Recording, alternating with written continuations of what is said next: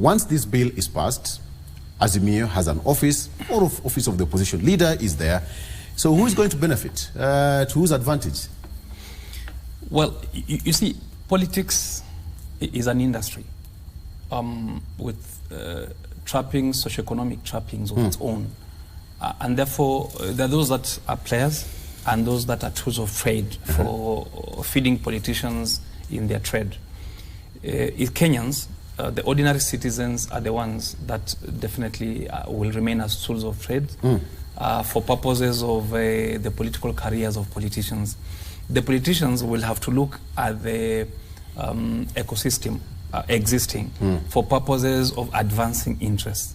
So at any table of discussion, there's the existence of the politician for the longevity of the term as is coming. For instance, there's 5 years towards the next election. What is it that we can claw away as an advantage for ourselves? And in 10 years, 15 years, what is it that we want?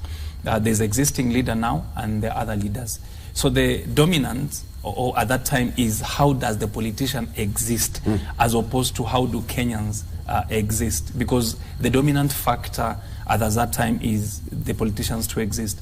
The second issue is you need then to be able to cajole and seduce the Kenyan for purposes of injecting the energy, the political energy to drive your interest. And therefore you package issues such as the price of unga, whether the government in its promises had delivered this and this and this, the cost of living, petroleum and all that. Whether factors can be controlled here or the external factors is not an issue. You need to blame and continue to blame. That way then you get fed into the political ecosystem that drives your agenda. So even on the table, as we discuss, the first dominant issue will be what positions, what gain do the politicians, especially those that are discussing gain, either are directly benefit to it, including sitting allowance in itself is a benefit. The other issue is what do Kenyans get out of it. Ultimately, when everything settles down and now there is what we derive, we get out of that, the takeaway and the cutaway shall not be Kenyans got this and this and this. It shall be what positions have we created so that the opposition has better trappings in terms of its traction towards the next election. So all this is done with a view to, one, placate a certain personalities in the political environment. For the presidency, it is very important because then I've taken you from the streets, I've brought you here, I can donate to you within the context of what my environment, political environment will be and governance, a certain position that are not harmful to myself.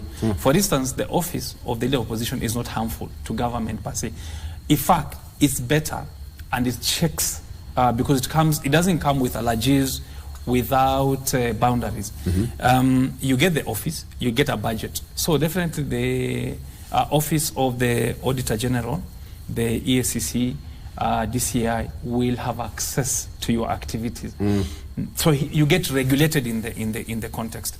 Number two, and most important, is then that which you will have done for popularism out there through mandamano and stuff. You don't do it. Now you do it within a stream of a regulated environment. You have to do a letter, you have to do a bill, you have to do certain things, and then you need also to have a formal engagement with the government.